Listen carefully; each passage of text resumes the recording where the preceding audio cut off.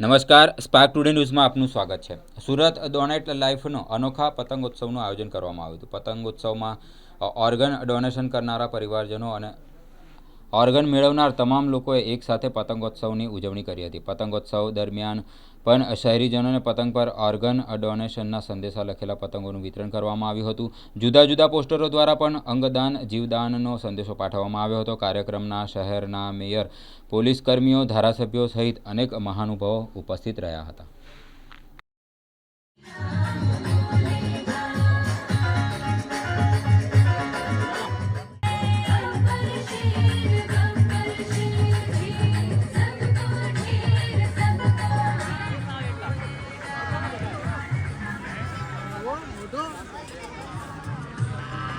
किसी को जीवन देकर जब मानव